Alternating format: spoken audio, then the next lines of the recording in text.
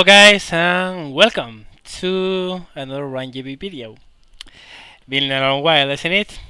Okay, first of all I have to explain myself, of course. It's been 2 weeks, more than 2 weeks since the last video, and I think some explaining is required.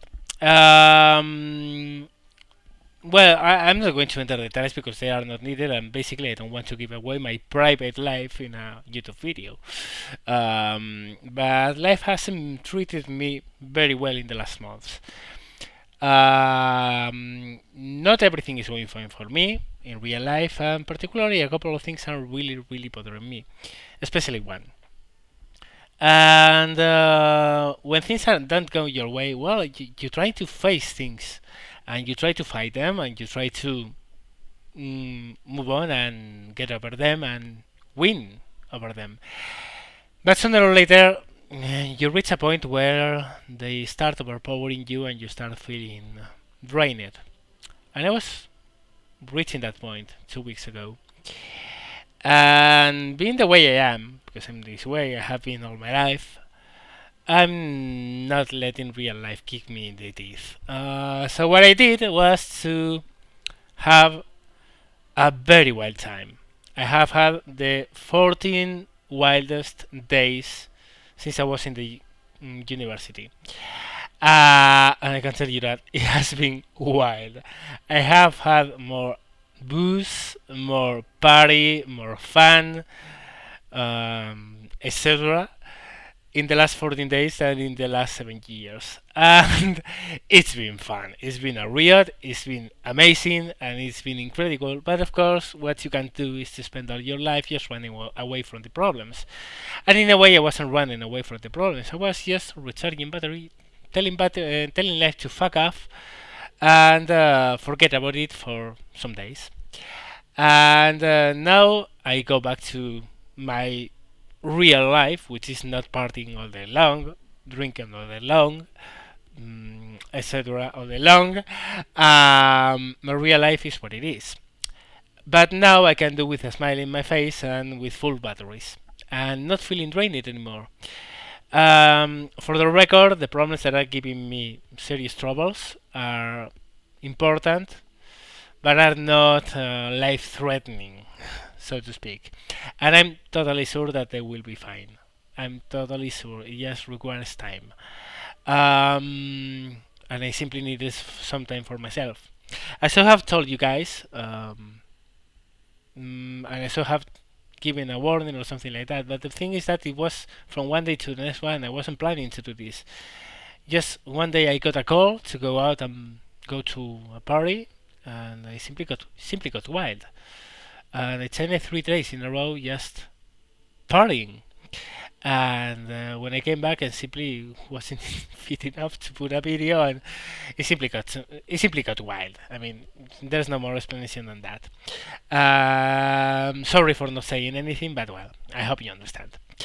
But well, back to the video and back to why we are here. We are here about War Thunder and about planes. And this is going to be a video about Boom and Zoom and what it is and what it's not. I mean, I think it's the most underrated, most undervalued, and most misunderstood fighting style in the game. And that's because simply people haven't been around enough to understand it. I mean, the basic problems here are not just because people don't understand the styles because they are noobs. There are a lot of expert pilots that simply don't understand this either. Boom and Zoom is not all about getting a lower energy target and diving on it, shooting on it and zooming away, and coming back later. Boom and Zoom is not just killing the enemy when he's with less energy than you. Sometimes you have to face situations where you have a guy in your 6 with very similar energy states, or even you have to deal with someone that's bouncing you and has energy over you. So yeah, this video is about that.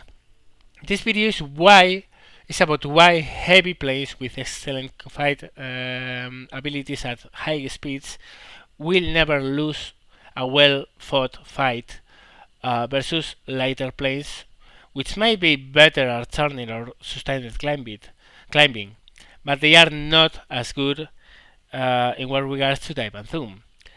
And the idea of this video actually comes from ongoing thread in the general forums of War Thunder, where people simply don't understand why the Spitfire, for instance, was not a top-class fighter since 1941 onwards.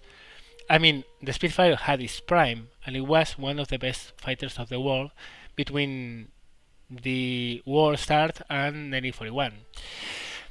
The same with the BF-109, but both planes got totally eclipsed when the Focke-Wulf-190 came around. And it was not because the Focke-Wulf-190 was faster, climbed better, or worse, or whatever. It was because the Focke-Wulf-190 was adept to a fighting style that the Spitfire and the 109 were not. And that fighting style allowed for planes to dictate the terms of engagement and dictate the terms of the fight. If a boom and zoom plane stayed fast, nothing would beat it. I mean, nothing lighter would beat it.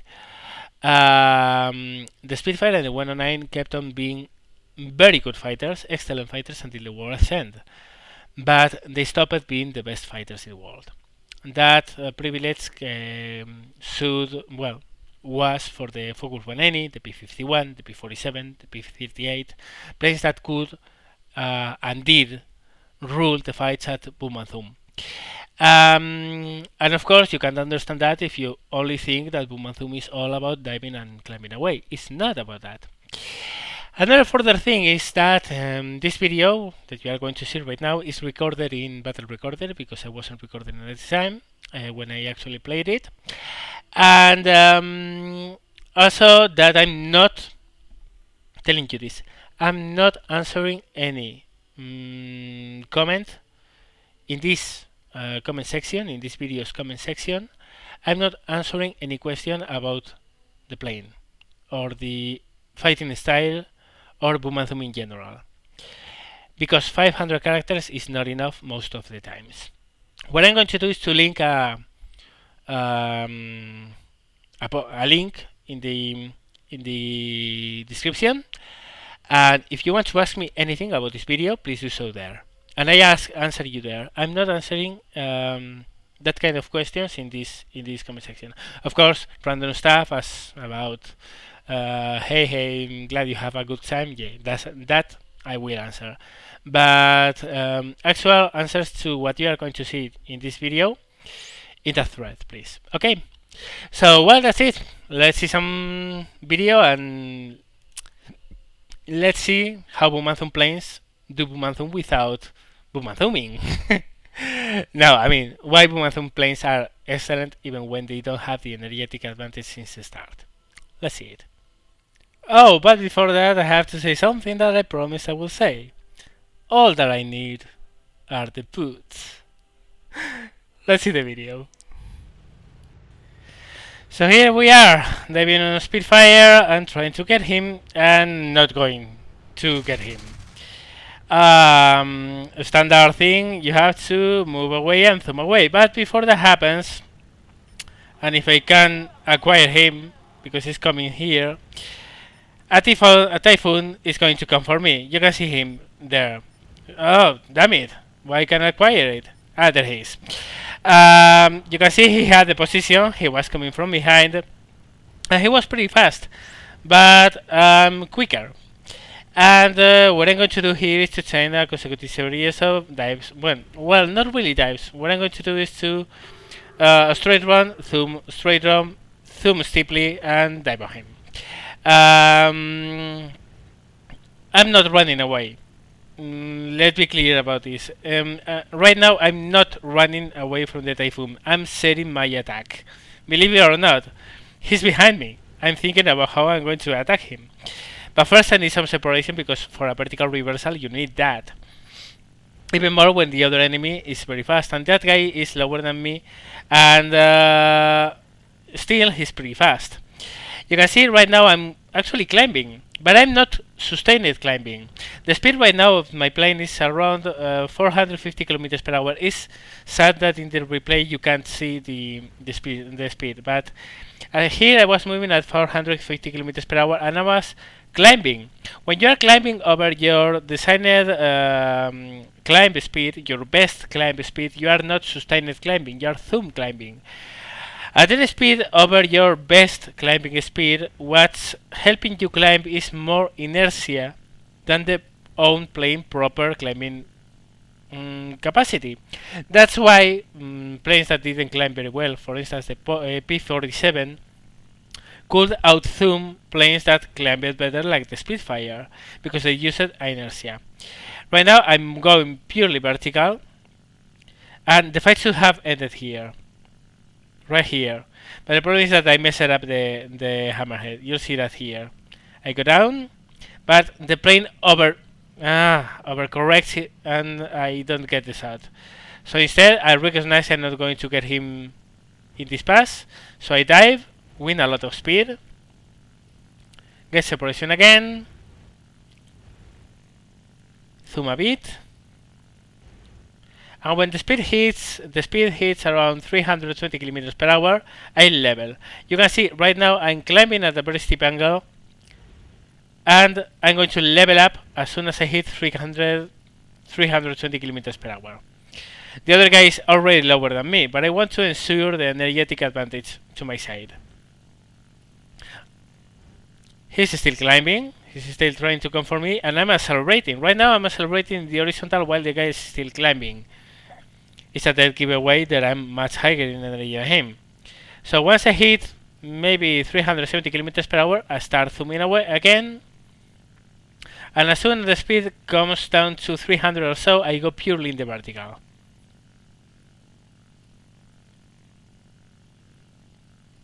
And now you can see he's coming in, but that's because he's cutting my angles.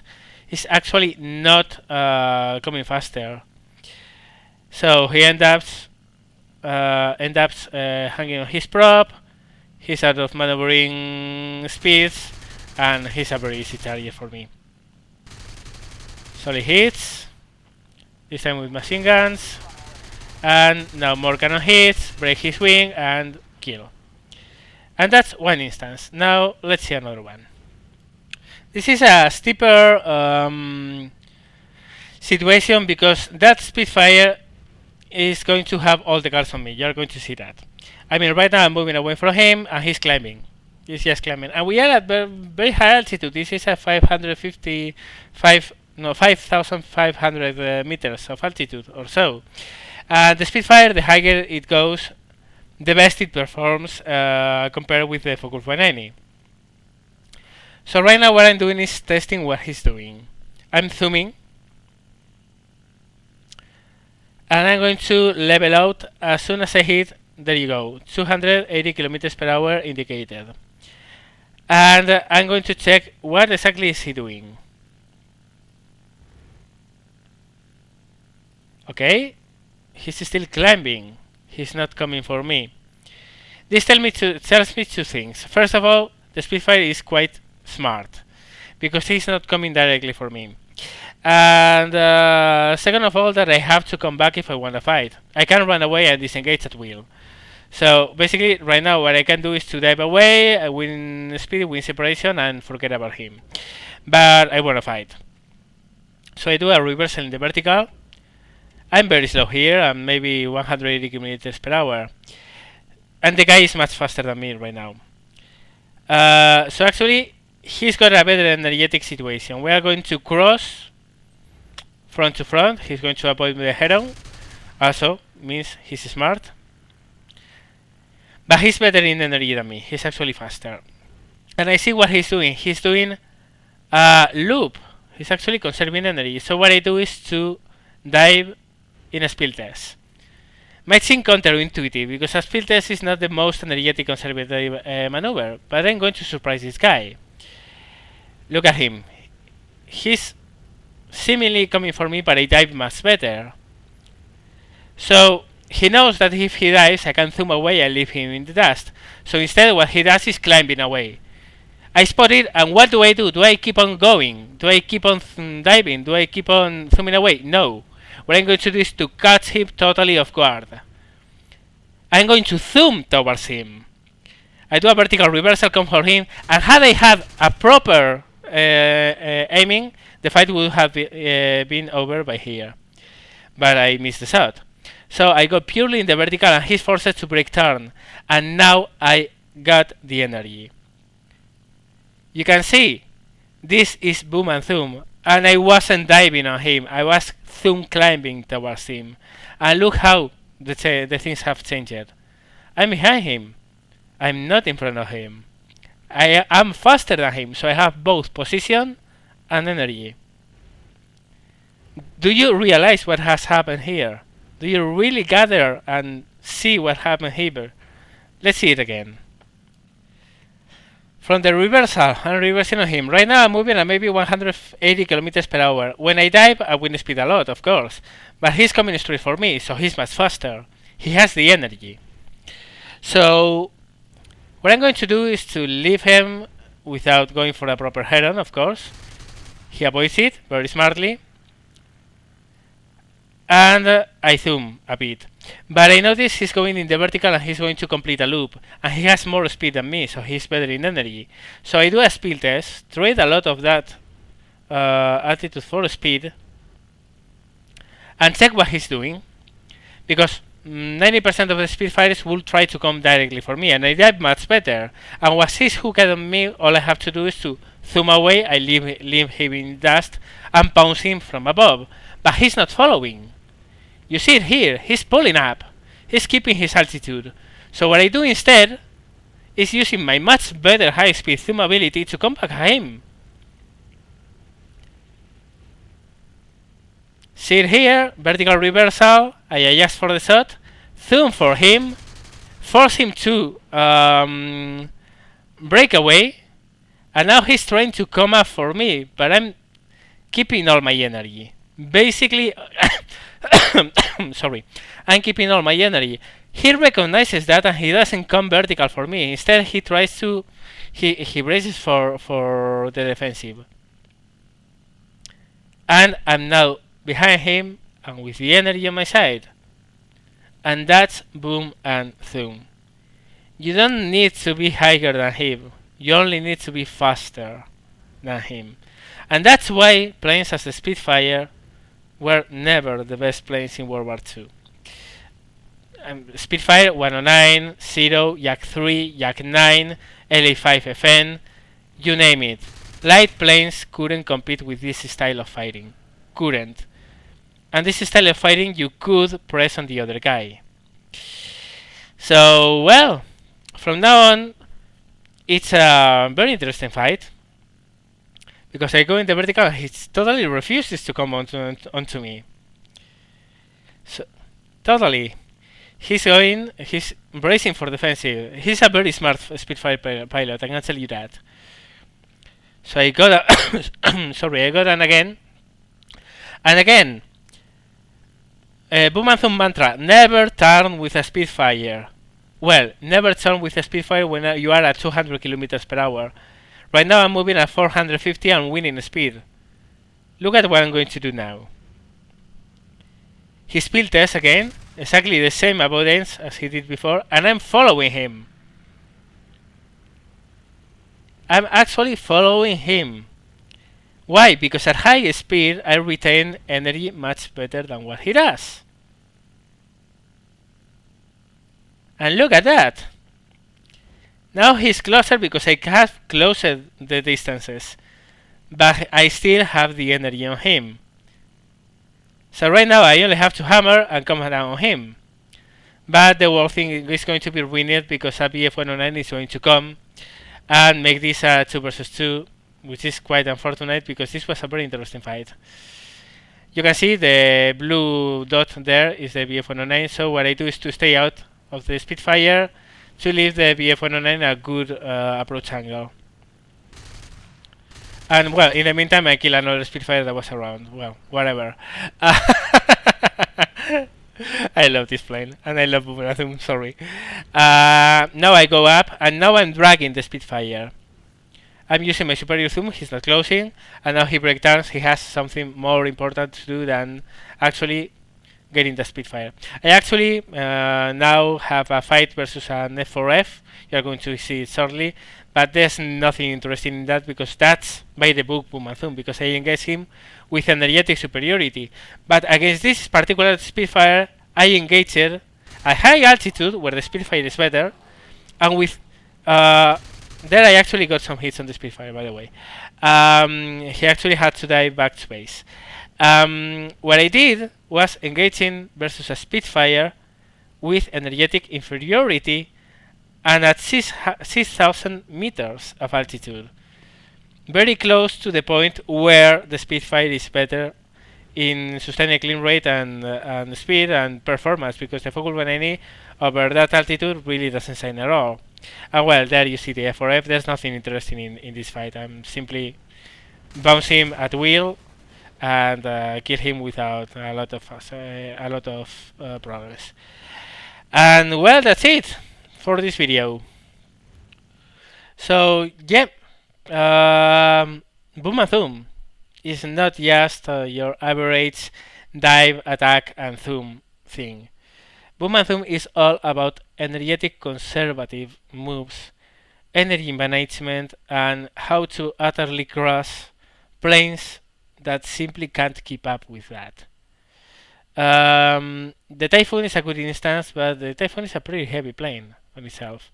The only problem is that it was a very draggy plane at high speeds. It really lost energy very, very fast.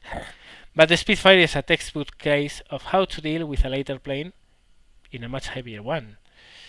It's pure Boom and Zoom. I mean, it's energetic fighting. I didn't turn with that guy, and he didn't disengage. I close fighted him, but in my terms, not in his. Hope you enjoyed. Hope you learned something. Remember, any question you have about this video, please in the thread I'm going to link in the comment section below. Thank you very much for watching, guys, and see you later.